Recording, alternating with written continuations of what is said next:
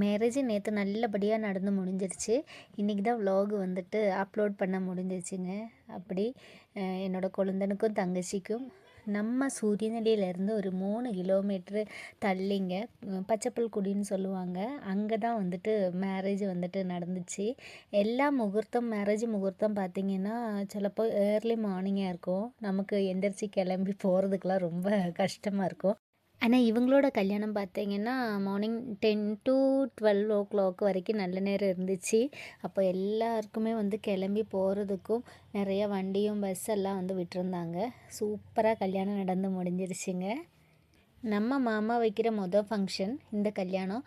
அதனால் வந்துட்டு ஒன்றுக்குமே ஒரு குறவும் இல்லாமல் எல்லாம் சூப்பராக நடந்து முடிஞ்சிச்சுங்க. லவ் பண்ணி மேரேஜ் பண்ணுறதே வந்துட்டு பார்த்தீங்கன்னா பயங்கர சந்தோஷம். லைஃப்பில் எதையோ ஒன்று சாதிச்சிட்டோம் அப்படிங்கிற மாதிரி ஃபுல்ஃபில் ஆயிடுச்சுங்கிற மாதிரி இருக்கும். இதுவே வந்துட்டு லவ் கம் அரேஞ்சடு வீட்டில் எல்லாம் சம்மதிச்சு நம்ம சொந்த பந்தங்கள் ஊர்க்காரங்க எல்லாரையும் வச்சு அடிப்பொலியாக ஒரு மேரேஜ் நடக்குது அப்படின்னா சொல்லவா வேணும். அந்த மாதிரி கல்யாணம் தாங்க. நம்ம ரிலேட்டிவ்ஸ் எல்லாம் பார்த்தீங்கன்னா ஒன்றுக்கு ஒரு குறவுமே வைக்க மாட்டாங்கங்க. டான்ஸு பாட்டு கூத்து பயங்கரமாக என்ஜாய் பண்ணுவாங்க. சிங்கிலேருந்து பேசுகிற வரைக்கும்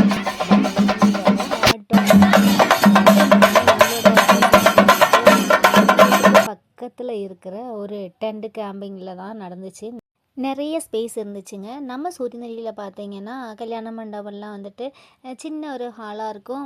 ஸ்பேஸே இருக்காது வெளியெல்லாம். அப்போ வந்துட்டு நிறையா கூட்டங்கள்லாம் வந்துச்சுன்னா சமாளிக்க முடியாது. இந்த மாதிரி இடத்துல வச்சதுனால எல்லாமே சூப்பராக முடிஞ்சிச்சுங்க. இப்போ லாஸ்ட்டெல்லாம் பார்த்தீங்கன்னா நல்லா ஆட்டம் பாட்டம் கொண்டாட்டத்தோட கல்யாணம் வந்துட்டு முடிஞ்சிச்சுங்க. ஓகேங்க, நெக்ஸ்ட் வீடியோவில்